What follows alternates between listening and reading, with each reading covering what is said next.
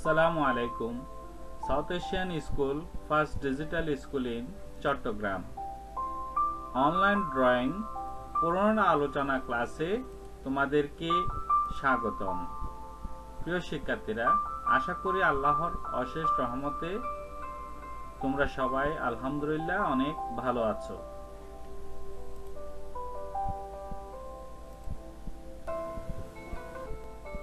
আজকে তোমাদের ক্লাস নিচ্ছি আমি মোহাম্মদ শহীদুল হক চৌধুরী, সহকারী শিক্ষক, South Asian school Chittagong. Lecture নং ৮, ২ ডিসেম্বর ২০২০। পাঠ পরিচিতি। প্রথম শ্রেণী, বিষয় ড্রয়িং। শীটের প্রশ্নোত্তর পুনরালোচনা ক্লাস। প্রশ্নোত্তর ১ থেকে ১০। প্রিয় শিক্ষার্থীরা, তোমরা জানো যে আগামী ৫ তারিখ থেকে তোমাদের পরীক্ষা আরম্ভ হতে যাচ্ছে, আর তোমাদের ড্রয়িং ক্লাসের সিলেবাসও শেষ হয়েছে।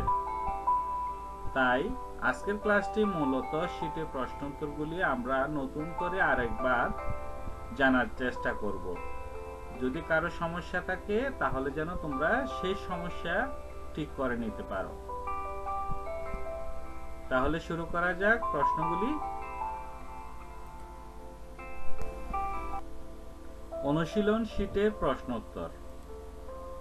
১ নম্বর প্রশ্ন, আমাদের জাতীয় পতাকার রং কি? উত্তর, গাঢ় সবুজ ও লাল। ২ নম্বর প্রশ্ন, ছবি আঁকার বিষয়বস্তু কোথায় থাকে? উত্তর, আমাদের চারপাশে। ৩ নম্বর প্রশ্ন, জয়নুল আবদিনের আঁকা ৩টি ছবির নাম লিখো। উত্তর, দুর্ভিক্ষ, বিদ্রোহ, নবান্ন। প্রিয় শিক্ষার্থীরা, আশা করি তোমরা এই ৩টি প্রশ্ন বুঝতে পেরেছ। আমি আরেকটু বলার চেষ্টা করতেছি, তোমরা আরেকটু যেন ভালোভাবে বুঝতে পারো। আমাদের জাতীয় পতাকার রং কি? আমাদের জাতীয় পতাকার রং গাঢ় সবুজ ও লাল। ছবি আঁকার বিষয়বস্তু কোথায় থাকে? আমাদের চারপাশে, অর্থাৎ আমরা চারপাশে নদী, নালা, গাছপালা, পশু পাখি, অনেক ধরনের বিষয়বস্তু দেখতে পাই, আর সেই বিষয়বস্তু হচ্ছে আমাদের আঁকার বিষয়বস্তু। তাই আমরা বলতে পারি ছবি আঁকার বিষয়বস্তু আমাদের চারপাশে থাকে। জয়নুল আবদিনের আঁকা ৩টি ছবির নাম লিখো। জয়নুল আবদিন মূলত দুর্ভিক্ষের উপর প্রচুর ছবি এঁকে বিখ্যাত হয়েছেন। তন্মধ্যে দুর্ভিক্ষ, বিদ্রোহ এবং নবান্ন, এই ছবি ৩টি হচ্ছে উল্লেখযোগ্য। আশা করি বুঝতে পেরেছ।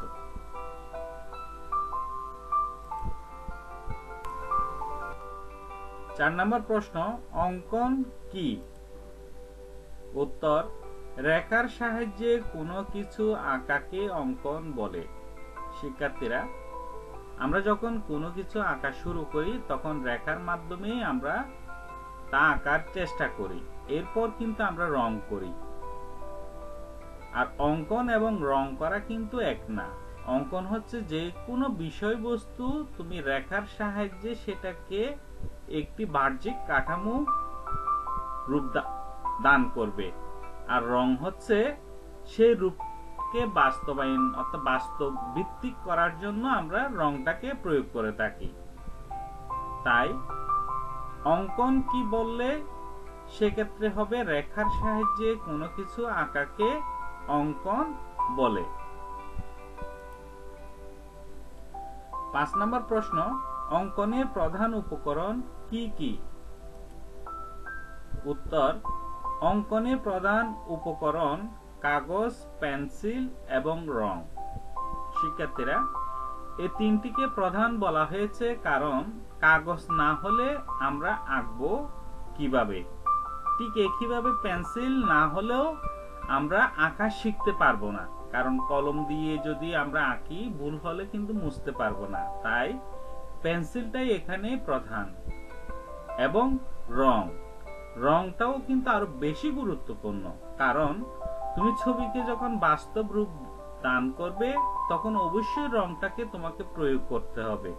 তাই ছবি আঁকার প্রধান উপকরণ হচ্ছে কাগজ, পেন্সিল এবং রং।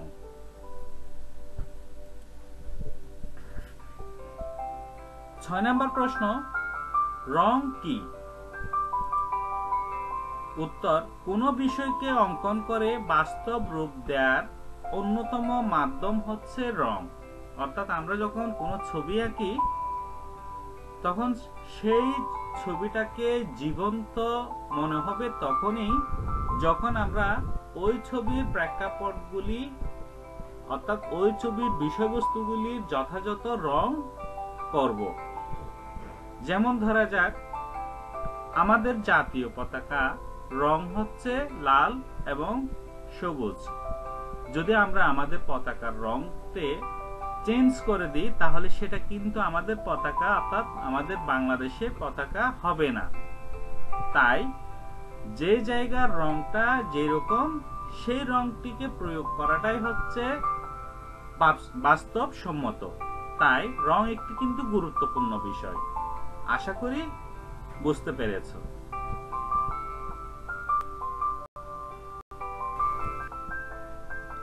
7 নম্বর প্রশ্ন, রং সাধারণত কয় প্রকার ও কি কি? উত্তর, রং সাধারণত 3 প্রকার, যথা মৌলিক বা প্রাথমিক রং, 2 যৌগিক বা মাধ্যমিক রং এবং 3 তৃতীয় স্তরীয় বা মিশ্রিত রং।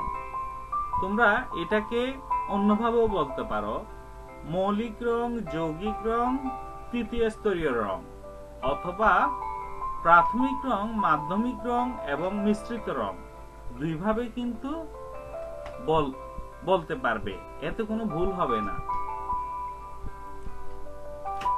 8 নম্বর প্রশ্ন, ছবি আঁকার জন্য যে কোনো 3টি রঙের নাম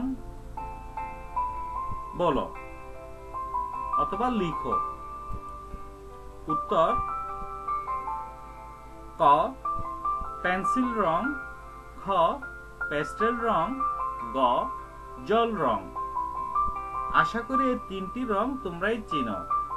জল রং সাধারণত পানি মিশ্রণ করে ছবি আঁকা হয়, আর পেন্সিল রং তো তোমরা চিনো। পেস্টেল রং আরো ভালো করেই চিনো তোমরা। অর্থাৎ যে রংটি তুমি ব্যবহার করে ছবি আঁকবে সেটা এখন যেটা তুমি ব্যবহার করতেছো সেটাই হচ্ছে পেন্সিল রং এবং পেস্টেল রং। তোমরা কিন্তু জল রংটা এখনো ব্যবহার শিখোনি। তাহলে জল রং বুঝতে পেরেছো? পানির সাথে মিশিয়ে যে রং করা হয় সেটাই হচ্ছে জল রং।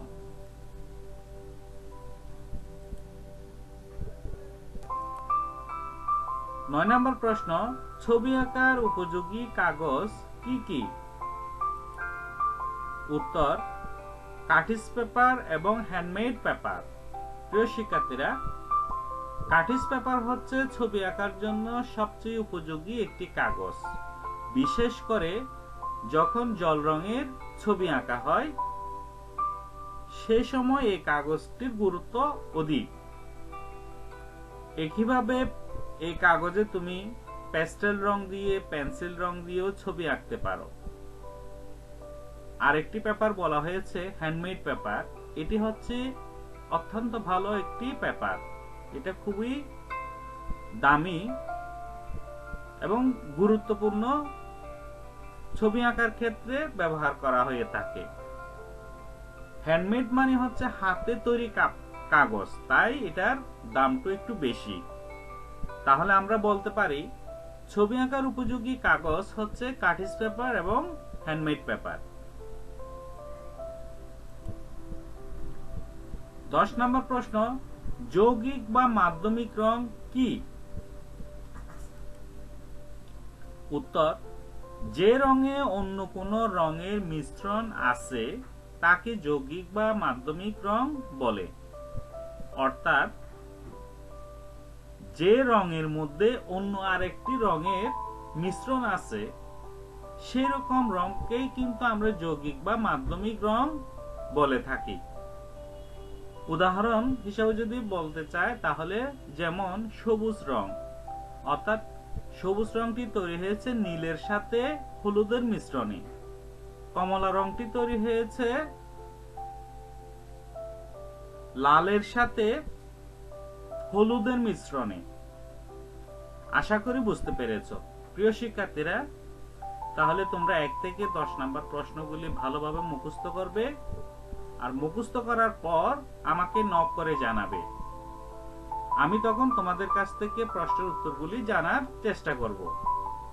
তাহলে তোমরা কিছুক্ষণ মুখস্থ করে আমাকে নক করে জানাও। তার আগে তোমরা আজকের ডায়েরিটা লিখে নাও। ডায়েরি লিখো, ড্র পরীক্ষার প্রস্তুতি নিবে। আজকের মতো অনলাইন ভিডিও ক্লাস থেকে আমি বিদায় নিচ্ছি। তবে অনলাইনে আমি আছি, হোয়াটসঅ্যাপে থাকবো এবং অ্যাপসেও থাকবো। তোমাদের যদি কোনো সমস্যা হয় অবশ্যই আমাকে জানাবে। তোমাদের সবাইকে ধন্যবাদ। আসসালামু আলাইকুম, আল্লাহ হাফেজ।